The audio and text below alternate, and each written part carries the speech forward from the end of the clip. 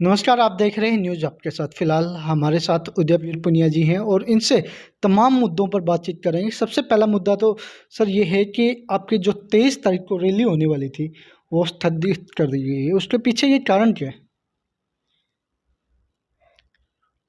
जो हमारी रैली की बात है 23 मार्च को शहीदी दिवस पर, उसके संदर्भ में हमने दो प्रेस कॉन्फ्रेंस की है, एक जींद में एक कैथल में। और उन्हीं दोनों प्रेस कॉन्फ्रेंस में हमने बता भी दिया कि अभी जो कृषि वैज्ञानिकों की, शिक्षाविदों की और स्वास्थ्य विशेषज्ञों की जो रिपोर्ट्स आनी थी, जिस पे हमने एक 3 सदस्यीय कमेटी का गठन किया हुआ है, वो रिपोर्ट अभी नहीं आई। इसीलिए 3 सदस्यीय कमेटी ने ये अपील की थी कि आप इस रैली को पोस्टपोन कर दें। इसीलिए हमने ये फैसला लिया कि रैली हम पोस्टपोन, जितने भी हमारे सीनियर साथी थे उन सब ने मिलजुल कर ये फैसला लिया कि भाई हम कार्यक्रम, तो क्योंकि ये शहीदी दिवस पर कार्यक्रम होना था, इसीलिए हम ये कार्यक्रम तो करेंगे ऐतिहासिक दिन पर ही। और 2 अक्टूबर एक बड़ा ऐतिहासिक दिन है, इसीलिए हमने ये फैसला किया कि हम अब ये 2 अक्टूबर को तो रैली करेंगे हम, जो उसी दिन राष्ट्रपिता महात्मा गांधी जी की जयंती है, लाल बहादुर शास्त्री जी माननीय पूर्व प्रधानमंत्री जी की जयंती है, तो वो दिन चुना हम सब ने मिलकर। और इसके साथ साथ अभी ये भी फैसला लिया है कि हम सम्मेलन भी करेंगे, और वो रोहतक में करेंगे। अब पहले तो हमने जींद में सम्मेलन करना था, अब रोहतक में करेंगे। और रोहतक में जो सम्मेलन होगा उसका आयोजन हमारा ही एक संगठन है, युवा शक्ति बदलाव की ओर युवाओं का संगठन है, उसके बैनर पर होगा। जो कि और उस संगठन में कोई भीड़ नहीं होगी। उस संगठन में हम कुछ कृषि वैज्ञानिक, शिक्षाविदों व अच्छे जो समाज के लोग हैं उनको बुलाकर उसमें हम कार्यक्रम करेंगे। और इसी के साथ साथ हमने आज अपनी कार्यकारिणी, जो युवा शक्ति बदलाव की ओर संगठन है, उसके प्रदेश अध्यक्ष श्री अशोक शिवाच जी हैं, उन्होंने अपनी पूरी कार्यकारिणी, खास तौर पे हिसार की हो चाहे पूरे राज्य की हो, वो गठित कर दी है। और हिसार की कार्यकारिणी जो है उसके लिए तो हमने अभी कल मीडिया में उन लोगों के सबके हम अपना नाम भी बता देंगे, वे ये लोग इस कार्यकारिणी के सदस्य रहेंगे। आयोजक, अभी हमने आयोजक और संयोजक दो ही उस पे काम किया है, तो वो हम कल घोषित कर देंगे। सबसे बड़ा मुद्दा एक और है क्राइम का। आज भाई भाई को मार देता है, पति पत्नी को मार देती है, तो इस तरह के मुद्दे आजकल देखने को मिल रहे हैं। इस पर क्या कहना है? देखिए जी, हमारे लिए तो ये सबसे गंभीर विषय है। आज समाज में राजनेता राजनीति की बात करते रहे, लेकिन क्योंकि हमारे जो संगठन है वो गैर राजनीतिक संगठन है, जैसा कि सर्वविदित है, ये जो हमारा हिसार जिला है, इस जिले में एक बड़ी ही दुर्घटना, ये जो सदी की शुरुआत हुई ना, ये कोई अच्छी शुरुआत नहीं हुई थी। अब की बार हमारे खास तौर पे जो ये अपराध है, इस मुद्दे पे बात करना चाहता हूँ। हमारे ही जिले में स्वर्गीय रेलू राम पूनिया जी की बेटी ने अपने परिवार की हत्या कर दी। उसी के साथ साथ ईश्वर सिंह मात्र श्याम, जो कि नलवा विधानसभा क्षेत्र में गांव आता है, उसके ईश्वर सिंह ने खुद अपने सारे परिवार की हत्या कर दी। तो ये घटना हुई 2001 में, सदी की शुरुआत में, और उसके बाद तो लाइन लग गई।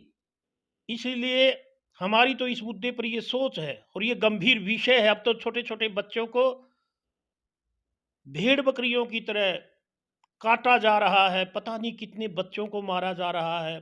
सारे का सारा काम पैसे के लालच में, पैसा समाज पर हावी हुआ है। ये सबसे गंभीर विषय है, जिस पर हमारी ये सोच है। हमारी पंचायती परंपराओं के साथ साथ नेताओं को भी इसको गंभीरता से लेना चाहिए, क्योंकि नेता प्रचार करते हैं कि भाई धर्म बचा लो, धर्म भी बच जाएगा।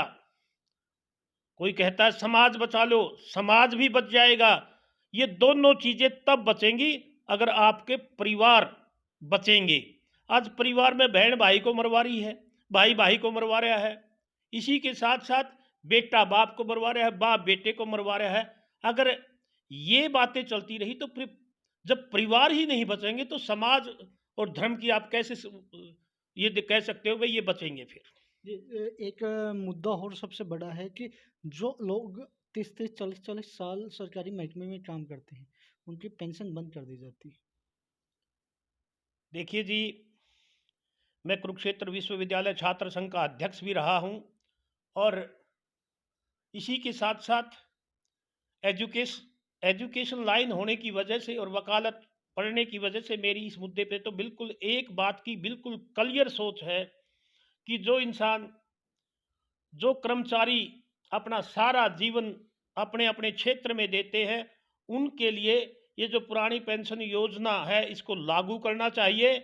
और लागू ही नहीं, अभी मैं देखता हूँ हर रोज टीवी पे अखबारों में पढ़ता हूँ, कुछ राज्यों ने तो इसको लागू किया है। बड़ा स्वागत योग्य है ये कदम। और हरियाणा सरकार को भी चाहिए हमारे जो पेंशन के जो पुरानी पेंशन है हमारे राज्य में भी ये लागू हो। अंतर्राष्ट्रीय एयरपोर्ट हिसार में बनना था, जी लेकिन वो नहीं बन पाया। लेकिन जी उसकी वजह से जो तलवंडी के लोग हैं, उनका रास्ता छिन गया और जो वहाँ पर ज़मीनें थी रोड पर, वो बिल्कुल कौड़ियों के भाव आ गई। मैं इस मुद्दे पे एक बात कहना चाहता हूँ।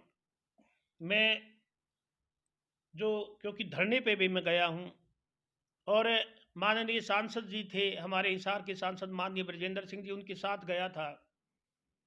माननीय सांसद जी ने भी बड़े स्पष्ट तौर पे एक बात कही है कि भाई जो ये कंपाउंड है जो अंतर्राष्ट्रीय इसका, इसके अंदर तो संभव नहीं है रास्ता मिलना, लेकिन जो कि ये दीवार है, दीवार के साथ साथ ये जो धरना स्थल पर बैठे हैं इनकी जो मांग है वो रास्ता दिया जा सकता है और इसके लिए सरकार को कोई परेशानी नहीं होनी चाहिए। ऐसा मैंने सांसद जी के जो धरने पे गए थे उनके मुंह से भी सुना। और मेरी तो खुद की ये सोच है कि उनको सबसे शॉर्ट रास्ता जो बढ़ता है दीवार के साथ साथ जो उन्होंने मांग की है कि ये रास्ता संभव है तो सरकार को क्या उसमें आपत्ति हो सकती है। तो हमारी तो हमारे संगठन की जितने भी हमारे संगठन हैं, चाहे चौधरी बीरेंद्र सिंह के साथी संगठन है, चाहे किसान चैम्बर ऑफ कॉमर्स का संगठन है, चाहे युवा शक्ति बदलाव की ओर संगठन है, चाहे सर चौधरी छोटू राम विचार मंच संगठन है, हम तो धरने पर बैठे इन सभी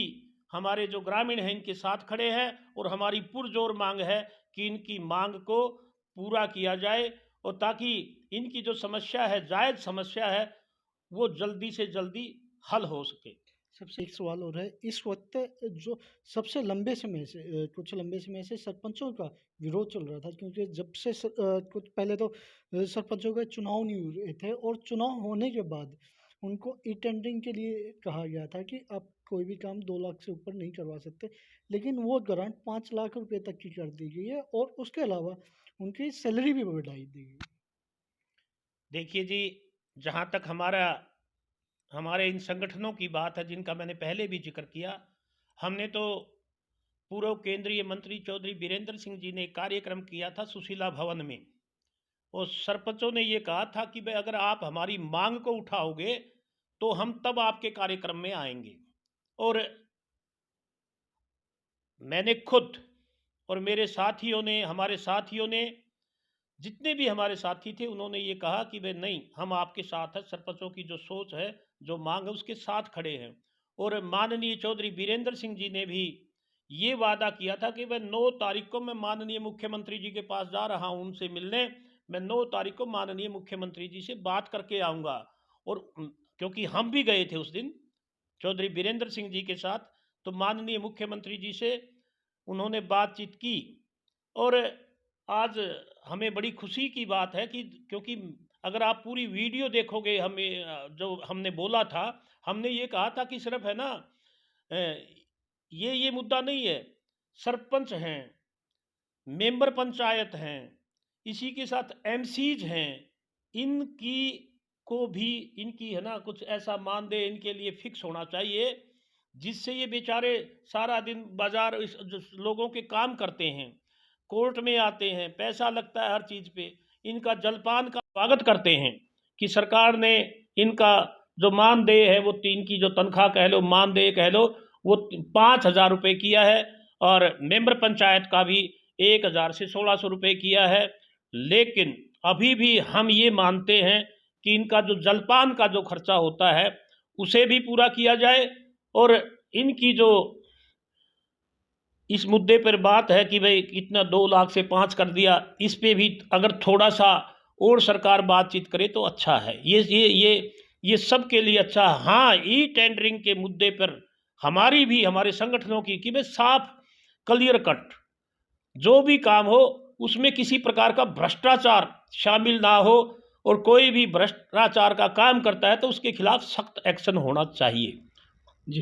तो फिलहाल ये थे उदयवीर पुनिया जी हमारे साथ थे, तो इन्होंने यही कहा है कि जो सरपंच हैं उनके जो मानदेय बढ़ाया है उसके लिए स्वागत है, और जो भी भ्रष्टाचार हैं उनके खिलाफ जोरों पर कार्रवाई होनी चाहिए। और फिलहाल इसमें इतना ही। आपकी इस वीडियो पर क्या राय है कमेंट में ज़रूर बताएं, और देखते रहें न्यूज़ आपके साथ।